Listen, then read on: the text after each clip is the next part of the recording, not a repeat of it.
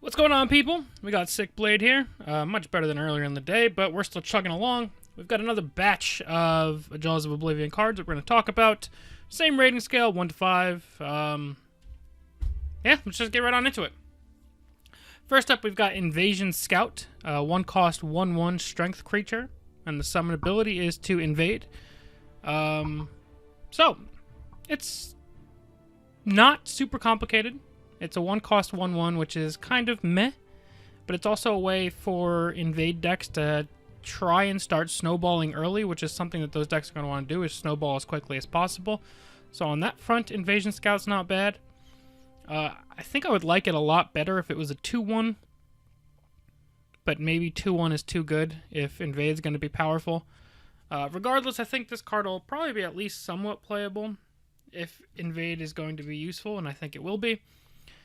I'm a little torn on this card. Like, I guess you're playing it for no other reason other than to start the invade, because a 1 cost 1/1 is meh. However, if you have something like the Ring and you have 2 of these guys in your opening hand, on turn 1 you could get your gate to level 2 and then play a 1/1 and a 1/2. Is that good? I guess potentially pretty good. So yeah, again, this card, ignore the body. The body's nothing besides just a means of snowballing faster.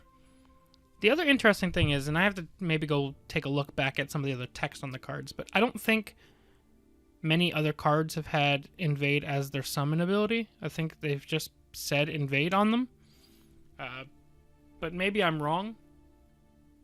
Otherwise, this guy would have some very outside synergy with Ulfric's Uprising, or something like Abner Tharn. So I think it's going to have some utility. I don't think it's a super powerful card, but I think it'll be somewhat worth it. It's probably like a 2.5 star card for invade decks. Like, you're going to run it, but it doesn't excite you, but sometimes it'll just win you the game because of the early snowballing.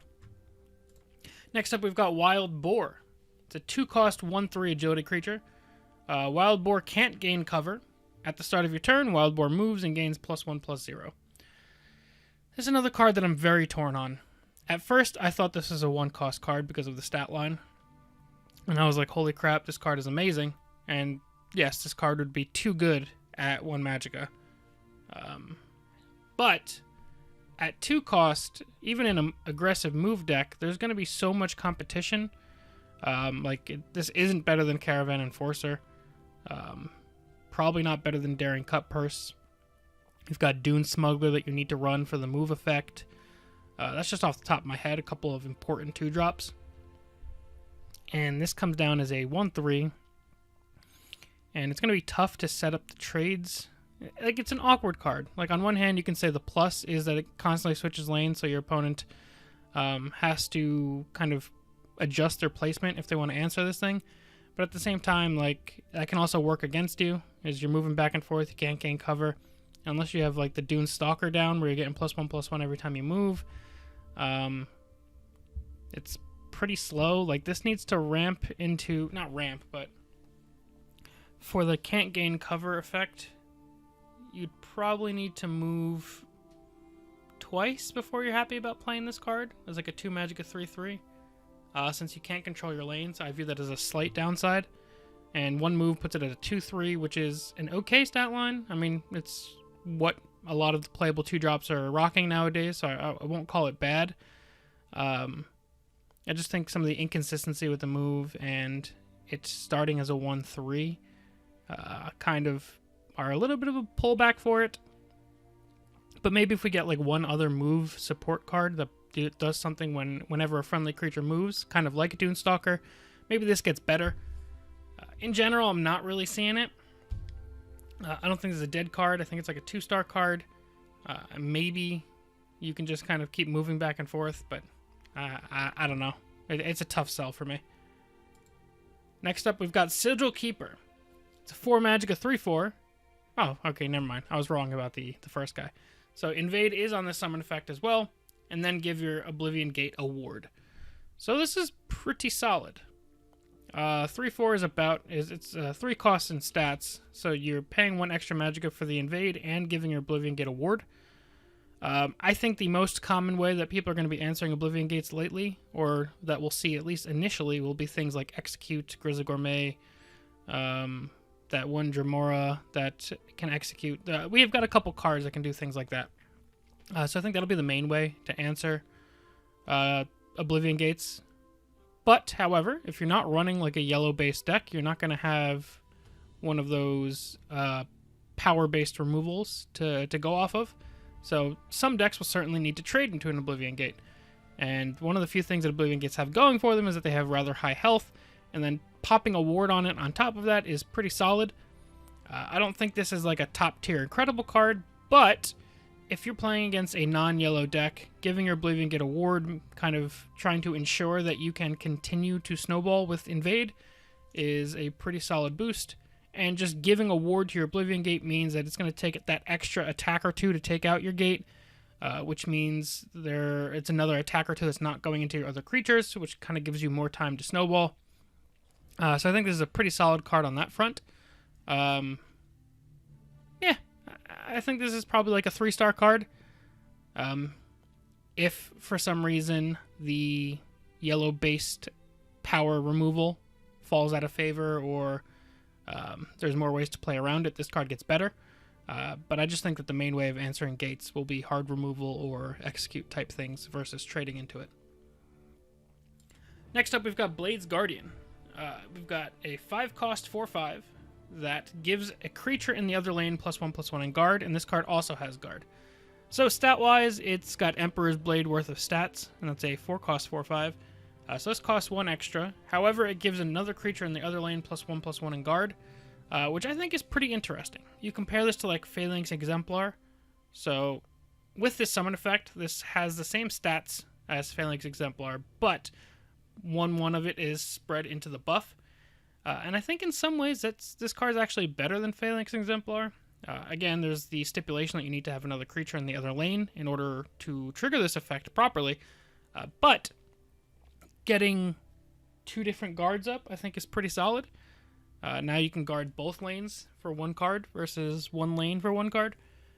And that kind of is just another push towards that guard spell sword thing that they've always been trying to push but never really caught on. So I'm interested to see if that can finally become a thing. Other 5 costs, I guess it depends on the decks you're running, but Phalanx Exemplar is this card's main competition, and I honestly think it's better than that in a lot of situations. Obviously, it doesn't trade quite as well, but if you're playing like a guard-based deck, just kind of stave off aggro however you can, spread guards out however you can while you're buffing your guards. I think this can be better in some situations.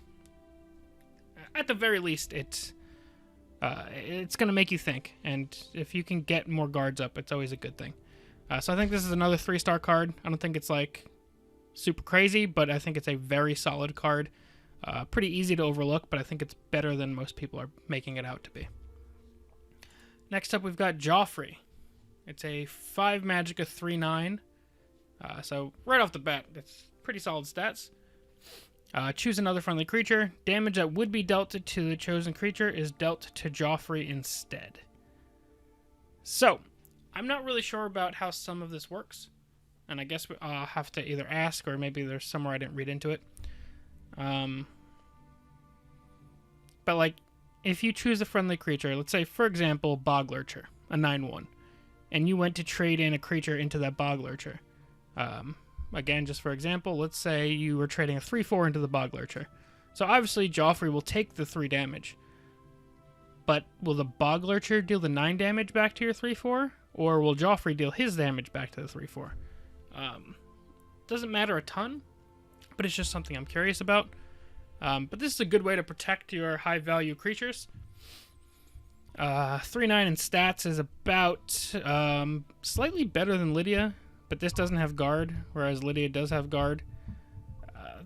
The weird thing about it is Lydia doesn't see any play, and she's a 3/8 with guard and blocks both lanes, and Joffrey just protects 1 creature, not even full lanes. So I'm kind of struggling to see where this guy catches on. I guess this can protect another creature from like damage-based removal instead of hard removal. So like it can save a creature from getting lightning bolted, which I guess does give it some slight utility or some slight usage in certain situations.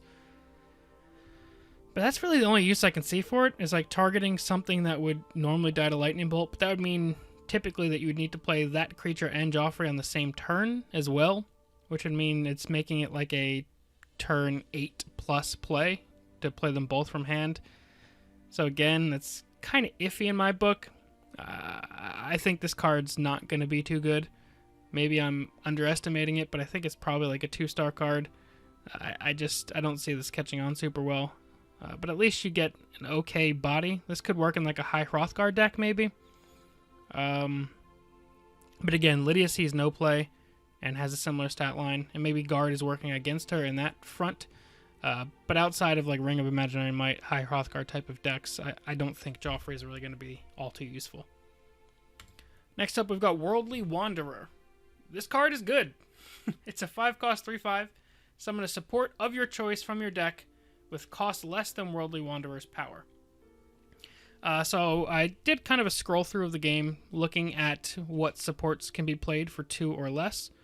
And in general, it's not most of the highest power ones. You got things like Moongate, Night Mother, Elixir Vitality, Brotherhood Sanctuary.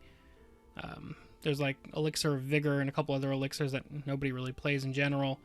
However, this guy works great in support-based decks. Support mage isn't really a thing anymore, but I think it works in slow support decks and also works in like the aggressive support decks that have been kind of getting pushed a little bit with Cygnus Standard Bearer and cards like that. And I think this card works really well in that deck. It becomes more of like a mid-rangey deck, which is fine, which is where, as I've been trying to tweak that deck, it's become more mid-rangey as time goes on. And I think this card will fit naturally into that. And if you have something like 5th Legion Trainer, or Clan Captain, Divine Fervor, then Worldly Wanderer having 4 attack means he can summon supports that cost 3 or less, which then opens up things like Forward Camp to you, and there's a couple other supports that cost 3 that are obviously higher quality than 2-cost supports. Also, it just kind of allows you to get exactly whatever support you need at a given time. So if you're playing a support deck that has a wide number of cards in it, you can pull your Moongate right away to set up your Wax and Wane plays. You can pull your Elixir of Vitality if you need health. I think it's pretty solid, and it's not even that understated. It's certainly slightly understated, but I don't think it's that understated. And when you consider that you're getting typically between 1 and 2 Magicka worth of value for free, and drawing it's basically you're drawing a card, playing a card. So you're drawing a card and getting to play 1 to 2 Magicka worth of card for free. And it's making you pay probably an extra 1 to 1.5 Magicka worth for a creature. Probably just 1 Magicka extra. Like a 3/5 is about a 4-cost stat line. A slightly understated 4-cost, but about a 4-cost stat line. So this is like a 4-cost, pay 1 Magicka to draw a card and play it for free. That's pretty damn solid. I'm kind of torn if I want to give this a 3.5 or 4-star rating, because I think this card is very, very strong. And anytime you buff it, this card gets better and better. So I think I'll lean towards the 4-star variety. Support decks might still not have quite enough to fully come into play, but as we saw with Cygnus Standard Bearer, they're getting very close, and this is just another kind of notch in their belt to make that happen. Finally, last card for today, we've got Determined Supplier. It's a 4 Magicka 1/4 with Guard, and Last Gasp, gain max Magicka equal to Determined Supplier's power. I think this card is pretty nuts, to be honest. If you just look at the stat line, Treeminder is a 3-cost 1/1. This is a 4-cost 1/4, so it has +3 health. So at worst, it's a Treeminder with more health, which is slightly better. Additionally, if you can buff this guy at all, it gets insane. Like, even getting this to like 3 attack, if you put like Steel Scimitar, Dagger, whatever onto this, getting +3 max Magicka when this thing dies can be absolutely insane. That's not counting things like Ring of Imaginary Might shenanigans, etc., etc. Obviously, this thing's weak to silence, but I think this is a very, very strong card. And a lot of the ramp cards that we've had, like since Hisgrove kind of fell out of favor, like Tree Minder's not that great, but you play it because you want to ramp. Spine of Elder's Blood is not that great, but you play it because you want to ramp. Thorn Histmage is the only ramp I think that you really feel like good about playing. And I think Determined Supplier will kind of push into that realm of like, you probably feel pretty good about playing it. And if you have any ways of buffing this guy up, he just gets better and better. So I think this guy is very strong. I think this is also a 4-star card. I can see the argument down for 3.5 just because the difference between a turn 3 and a turn 4 play is a lot. So the fact that Tree Minder is relatively weak on turn 3 isn't as big of a deal as this guy being weak on turn 4, especially since the ramp is delayed. So I can see the argument for 3.5 stars. But I think this guy's ceiling is so high that that'll win out more likely than not over time. And worst case scenario, maybe Silence sees an uptick in play, but Oblivion Gates can't be silenced, so it's not even like you'd be running more Silence for that as well. But yeah, that's it for now, guys. Let me know what you guys think of these cards, what you would rate them, where we agree, where we disagree, all that jazz down below. As always, thank you all very much for watching. We'll see you guys next time. Peace.